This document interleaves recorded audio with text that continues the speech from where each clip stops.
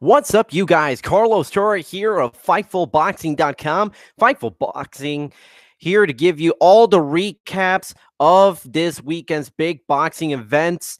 We got lots to talk about, but before we do, I suggest you head on over to our new Fightful MMA and Boxing YouTube channel for all the latest in boxing and MMA. Sean Rossap, Fightful's managing editor, did an awesome recap of Bellator 214. We got Ryan Bader versus Fedor Emelianenko. Jack Swagger, yes, that former WWE wrestler, Jack Swagger, making his MMA debut on that card. Go check it out. Sean did an awesome job. And also, check out a lot of the videos we posted on Bellator 214, the post-fight interviews done by interview extraordinaire James Lynch. I highly recommend you guys check that side if you're a fan of MMA, or even if you're not a fan of MMA.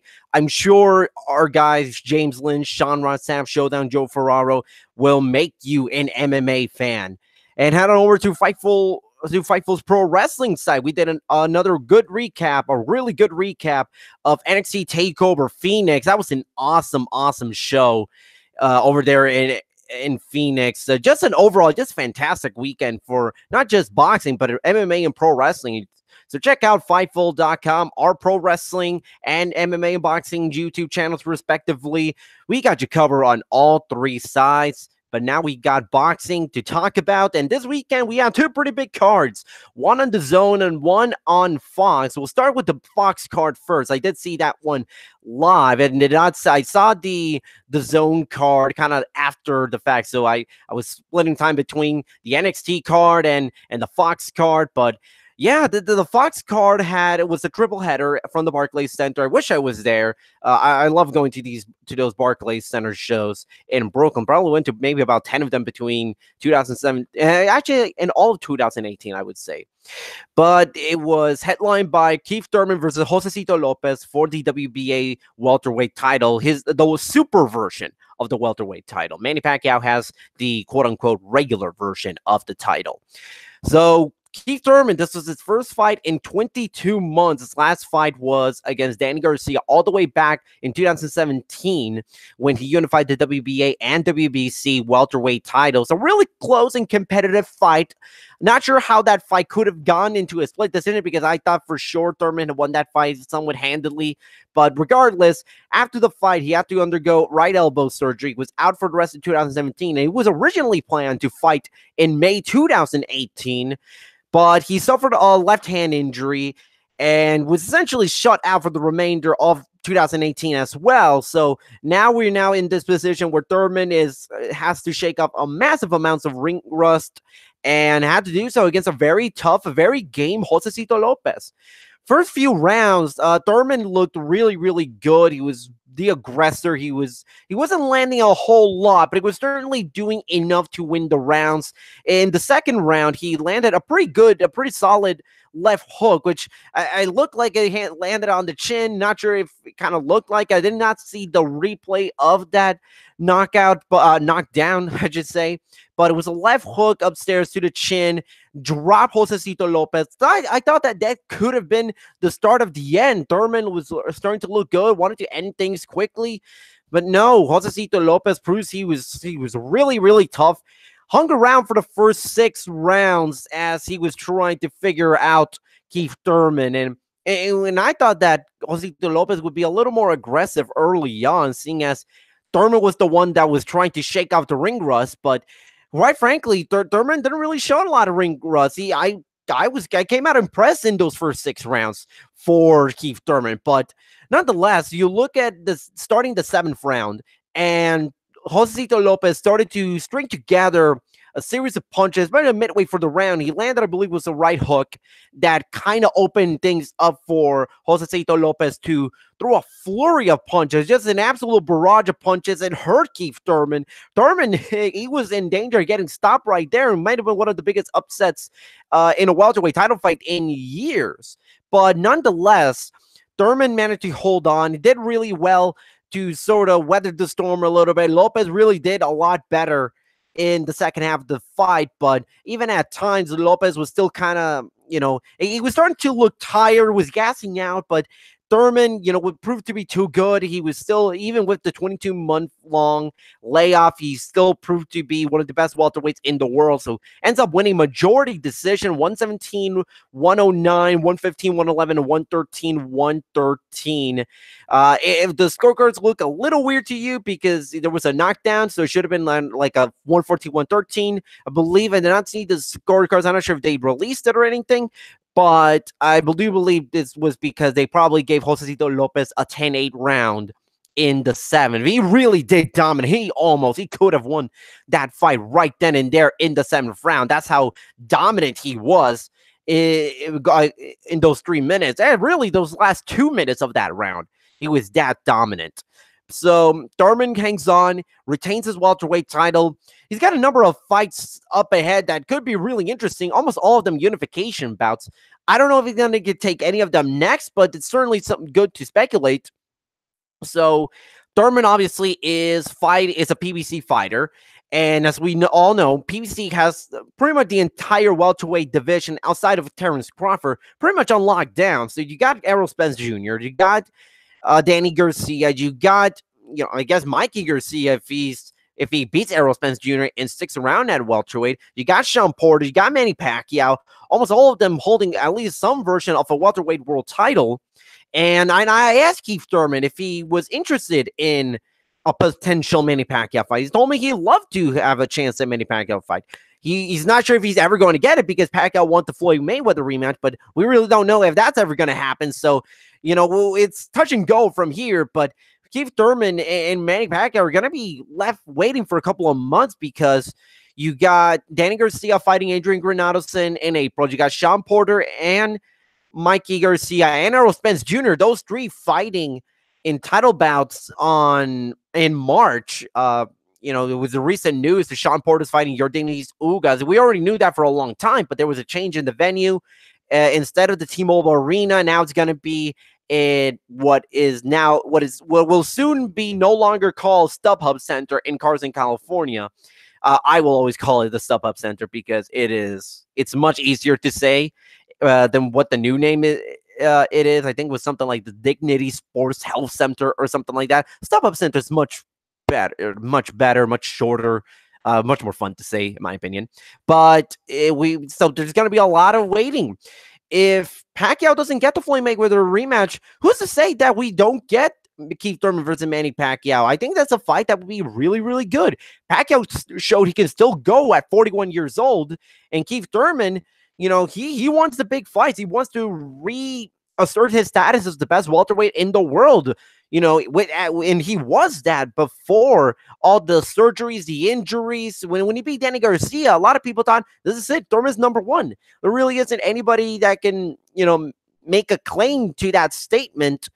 But since he's been gone, we've got Errol Spence and Manny Pacquiao and Sean Porter and all those, and Terrence Crawford, all those guys making their own claim at 147 pounds. So it's going to be really interesting to see what that welterweight division looks like for the first half of 2019. But we also got a couple of fights on that undercard. Adam Kanaki defeats Gerald Washington in the 2nd round. Boy, this was it was something.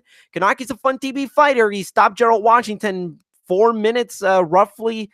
God, this was such a bad showing for Washington. He was just all he did. It was just be a punching bag, so to speak, a moving punching bag for Kanaki. Kanaki, I think he threw somewhere around 100 punches in that opening round. So then that's not something you see in heavyweight fights nowadays. So I don't know what, Kanaki landed 46 punches in that first round. Really, really good. Almost knocked Washington down in that first round. He did so in the second, really early with a right hand that kind of staggered Washington. Then he threw another right hand to get him down. Washington was really, really slow to get up. And I thought for a second the referee was going to look at Washington and saying, listen, you're slow. You're not doing anything. You're getting pounded. I'm going to stop the fight right there. He had a somewhat of a long talk with with Gerald Washington. The fight continues, and Kanaki ended it in like less than 10 seconds afterwards. So really good showing for Adam Kanaki. He's a fun TV fighter. These are the type of fights that will keep Kanaki busy, but in a way also sort of kind of get his resume a couple of nice names, nothing too big. Well, the heavyweight division is not great. Is outside of Wilder, Joshua, Dillian White, Jerome Miller, and Tyson Fury, the rest of the list kind of falls off a little bit, and there really nothing in terms of big fights for Adam Kanaki moving forward. So we'll see, but I don't think he's going to be sniffing at a title shot, until maybe summer of 2020, late 2020 at the earliest. So, but hey, Kanaki's a fun TV fighter, so I recommend watching Adam Kanaki fights. He's really fun. And then the opening fight, and I will preface this by saying I apologize if I mispronounce his name. It's a very hard name to pronounce, especially for me, who is not a native English speaker. Spanish is my first language. Tuxag Nyambayar defeats Claudio Morero in a very, very competitive, very close fight. I thought this was. I said this before the show, before the event. This was going to be the best fight on this card, in my opinion. It was going to be the most competitive on paper. Nyambayar wins by close unanimous decision. I believe it was 114, 113, 115, 112, and 116, 111. It was the WBC featherweight title eliminator, which means Nyambayar, or King Tug, however you want to call it. I'm going to call him King Tug for the rest of this show because that's much easier to say. So King Tug is now the mandatory challenger to Gary Russell's WBC featherweight title.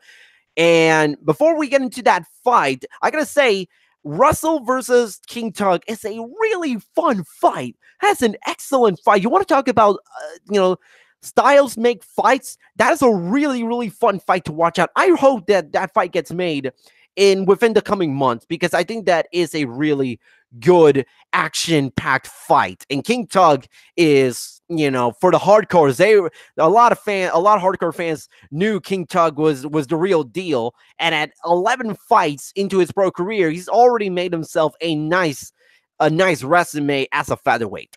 So, King Tug and Morero had a really close and competitive fight. It was, I'm not sure what you want to call this a controversial decision, but it was certainly close enough where some may think, if they both fought again, maybe we could see a completely different result, very possibly. Morero did not help himself in the scorecards in the 10th round. There was a break in the action, and Morero punched King Tug. He was deducted a point.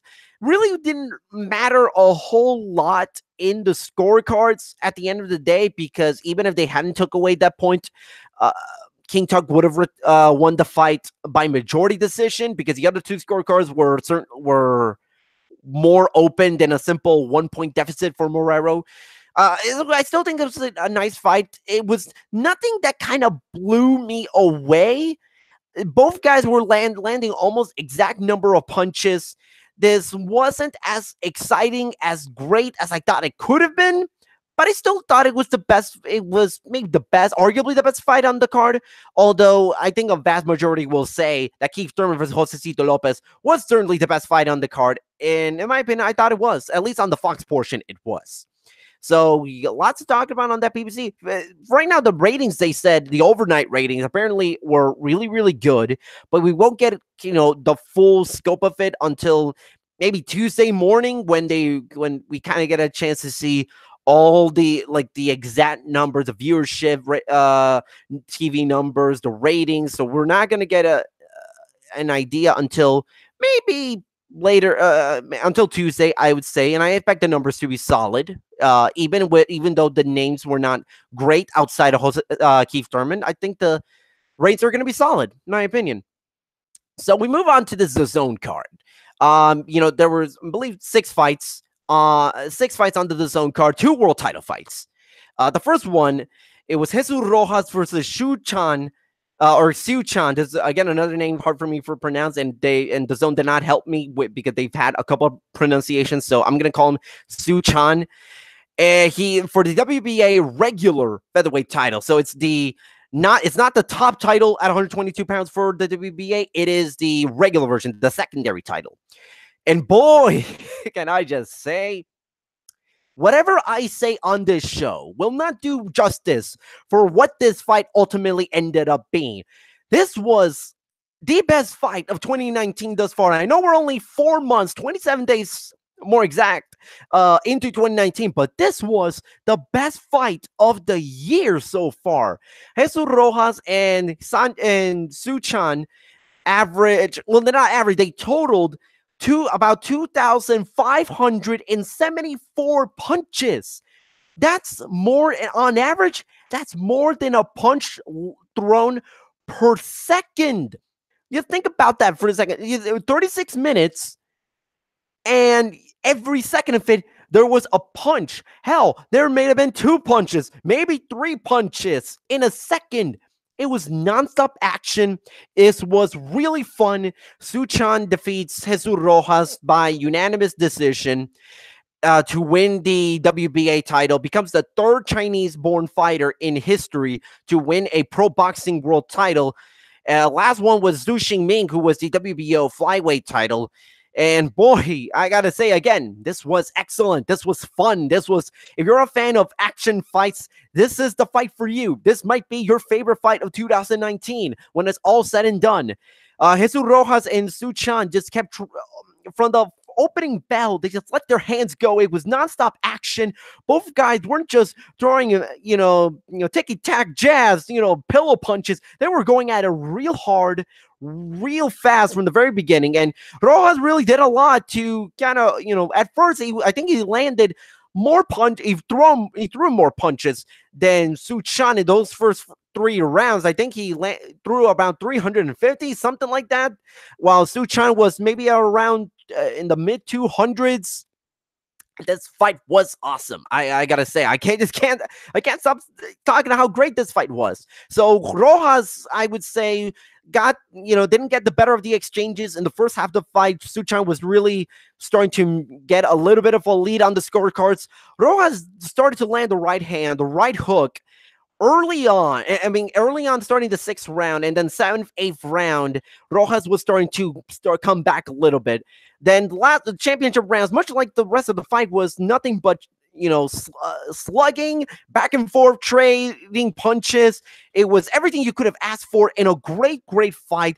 I gotta give credit to the matchmaker, who did a terrific job pairing these two up. This was fantastic. After the fight, Suchan turned. I don't know how you watched that post-fight interview and you think you're not a Suchan fan. So basically, one of the questions that Chris Mannix asked Suchan was, listen, you're not known for your power punching. He came into this fight, I think, with only 4 knockout wins in 14 pro fights. And Chris Mannix is asking, you're not known for your punching or your power. So where did all of this come from? And then Suchan had the best line of the night, saying, "It's from China. I'm Chinese," and everybody got a real good laugh at it. Suchan is such a really good fighter, and he was charismatic. He's funny. He doesn't speak a whole lot of English, but what little he spoke was you gravitated towards it. It was funny. He's charismatic. Suchan is a star in the making, and he is in theory, in line to face Leo Santa Cruz, because Leo Santa Cruz is the WBA super champion at 126 pounds. Now, Santa Cruz is defending his title against Rafael Rivera in February. I don't know if that fight is going to get made, Santa Cruz versus Suchan. God, I hope this fight gets made, because I'm telling you this right now, that's on paper, that's a contender for the best fight of the year in my eyes. Suchan does just about everything right. His power is great. His punch output is great. He's tough. He handled a lot of Jesus Rojas' punches, and Jesus Rojas is not a slouch. He is a fun fighter. He's a strong fighter for being a 126-pounder. Now, I would love to see Leo Santa Cruz versus Suchan, mainly because, partially because they both are WBA featherweight title holders, and I want the WBA to just end this charade, this facade of, look at all these world title holders that we got. There should be one title holder, and Leo Santa Cruz holds the top title. But I would love to see getting rid of the regular title and having Su Chen face Leo Santa Cruz. I think that fight can be really fun. But in this case, I would not mind a rematch between Su Chen and Jesus Rojas. Was one hell of a fight. It deserves another 12 rounds. And I gotta feel bad a little bit for Jesus Rojas because the scorecards, they did not do justice. This fight was much closer to a draw than a 118-110 in favor of Su Chen. No, again, Su Chen had a terrific outing. So did Jesus Rojas. So I don't know why they decided what that one judge. I don't know which judge was it, but it gave Jesus Rojas only 2 rounds. Another one only gave him 3 rounds. That's unfair. That's bad. That's dirt. That's doing him a disservice. That's doing this fight a disservice. But overall, I thought this fight was fantastic. I highly recommend you guys check it out. If you're a fan of boxing, if you're a fan of combat in general, I recommend watching this fight. I don't care if you have to get a DAZN subscription. I don't care if your subscription expired or your free trial expired. This was worth the $10. I'm telling you this right now. This was worth the $10. That's how good this fight was. And if that fight didn't convince you that $10 is worth it, the main event was almost just as much fun. Jaime Munguia versus Takeshi Inoue for the WBO junior middleweight title. Munguia retained his title for the 3rd time. And overall, this was another really fun fight. If you thought the Jesus Rojas Su Chen scorecards were open, yeah, man, you didn't see. Man, get a load of these Munguia versus Inoue scorecards. Now, I believe 2 of the 3 judges had it 121-108 for Munguia, and the 3rd judge had 119-108. I had it 118-110 for Munguia, but the scorecards are vastly misleading because, while yes, Munguia did pretty much win almost all of the rounds because he did just a little bit more, that's not to say he dominated this fight, because he did not. This was another fun slugfest. This was very cagey, very scrappy early on.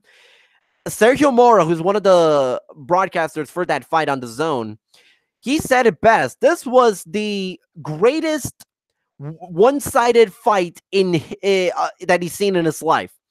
I will agree with Sergio Mora. This was the greatest 121-08 fight I have ever seen.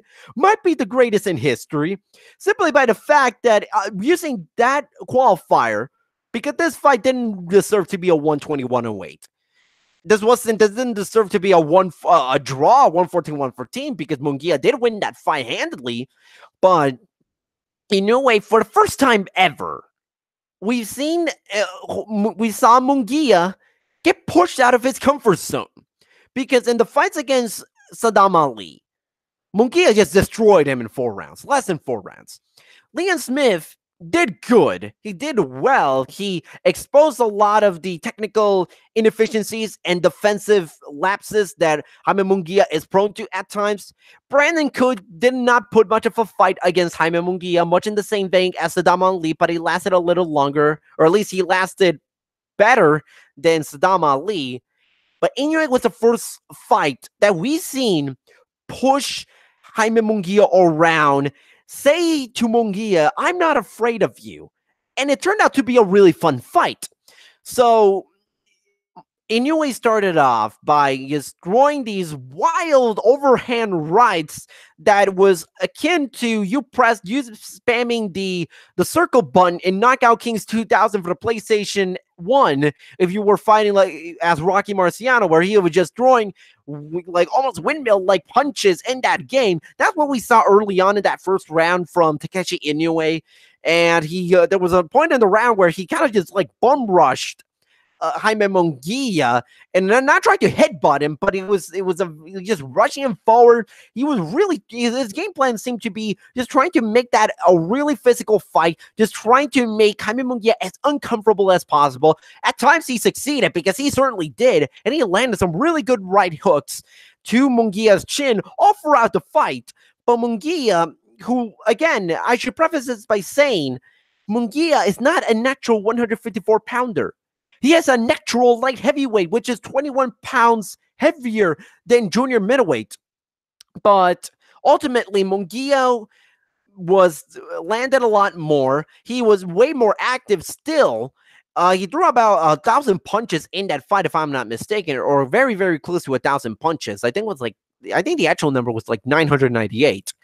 Munguia actually did not start off as aggressive or as, as one would think. He didn't start out trying to go for the knockout early. He actually was jabbing and moving around the ring. He was actually trying to outbox Takeshi Inoue, while Inoue was trying to outslug Munguia, which is kind of a very, very weird but very interesting role reversal from what we would have expected. We expected, Munguia to be the aggressor in this fight, while Inoue would try to find a way to outbox him, because as strong and as great as Munguia is in terms of technical punching, he's still not up there as an elite. So I thought Inoue would try to expose that a little bit.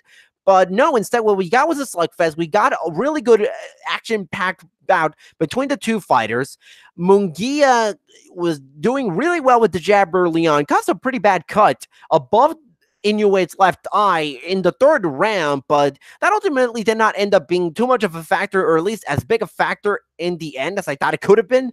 He did a great job in Inoue's corner in covering that cut.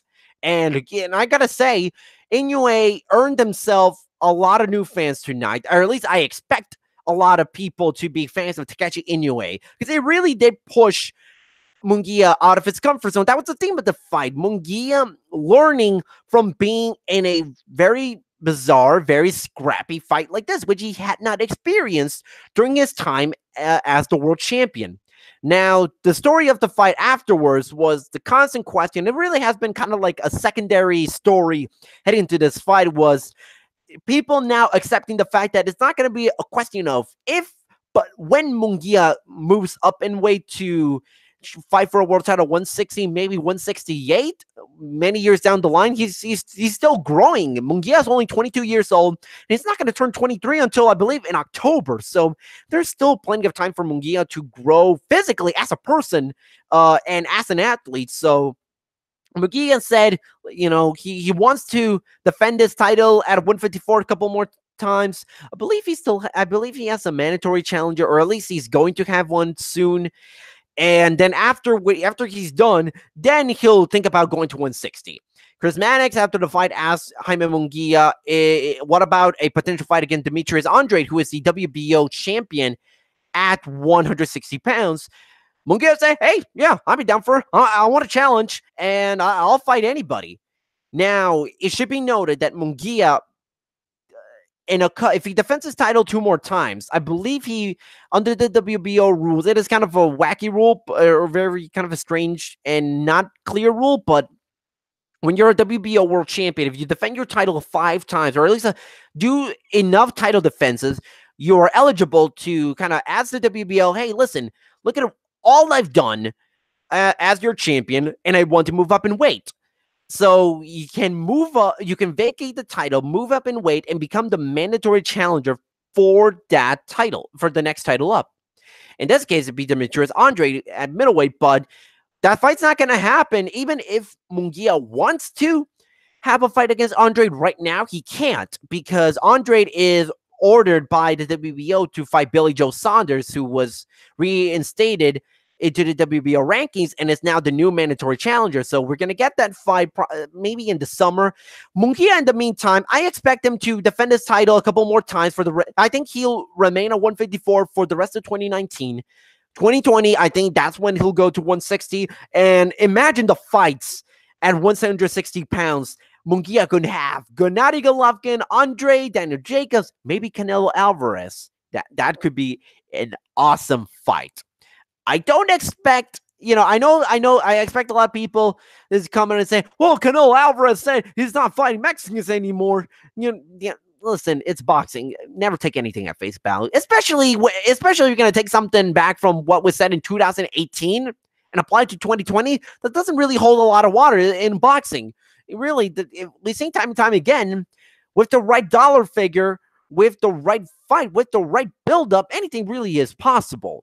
So I would not, say Canelo Alvarez versus Jaime Munguia, it's impossible, because anything's possible in boxing. And Munguia is a star. He is a star in the making. If he hasn't already won, he has the chance. He has the makings to be a phenomenal star for Mexico for the next 10, 15 years. Again, he's only 22 years old, so expect him to keep this momentum going for a very, very, very long time.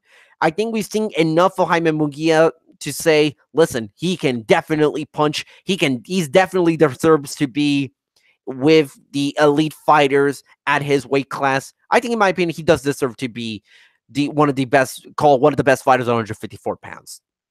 So I think that about wraps it up for this edition of this weekend boxing results roundup, whatever you want to call it, of the Fightful Boxing Podcast. Again, this was a really fun weekend of fights. The DAZN card was fun. Fox had some interesting fights that, I think you could check out if you have time, but it's nothing that blew the doors off of his hinges, but is still worth, especially that second half between Keith Thurman and Josesito Lopez. I think you definitely check that out because it was fun. Fox, DAZN, I'd say, gets thumbs up from me. I think they put out 2 pretty good shows. And yeah, next week we got the ESPN. We got a lot of fights next weekend. I believe it is the ESPN Plus card, which headlined by Sergey Kovalev versus Eleider Alvarez. You also got Isa Chaniev versus Richard Comey. You got Oscar Valdez defending his featherweight world title. So you got a lot of good fights on that card. I gotta say, February is shaping it to be a really, really fun month in boxing, and January's already been really good. At the end of the month, actually, on January 31st, we actually have our first UFC Fight Pass boxing card in this new deal between UFC and Roy Jones Jr. Boxing Promotions. Main event of that fight is going to be Aston Polite versus Jose Martinez in a WBO super flyweight title eliminator. That's a fun fight on paper. It's certainly no Donnie Nieto versus Kazuto Ioka, but I still recommend watching that fight. I'm still going to tune into that fight on Thursday, January 31st.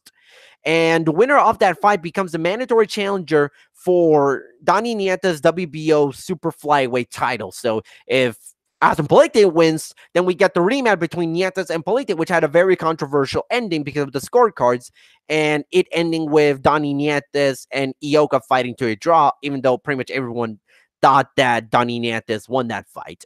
Or if Martinez wins, he kind of fulfills the promise that a lot of people here in Puerto Rico thought Martinez carried. Martinez, in a very loaded 115-pound division, Jose Martinez was thought to be kind of this next big title challenger coming from Puerto Rico. And really, I think the jury is kind of still out there on Jose Martinez being an elite super flyweight, but I think this fight is going to answer a lot of questions. So again, I think that about wraps it up for this edition of the Fightful Boxing Podcast. Head on over to FightfulBoxing.com for all the latest news in boxing. Head on over to FightfulMMA.com for all the latest MMA news, and FightfulWrestling.com for all the latest pro wrestling news. Later on today, we got the Royal Rumble. I'm excited for that. Fightful is going to have a post-pay-per-view recap of the Royal Rumble. So head on over to Fightful Pro Wrestling's YouTube channel. And this is going to be a fun weekend. It's all the fights and wrestling matches are still pouring over. This was a really great weekend, and I hope you guys enjoyed the boxing fights. I hope you guys enjoyed the Bellator show that we had yesterday. Hope you guys enjoyed the Royal Rumble today. Carlos Toro of FightfulBoxing.com. I will see you next time.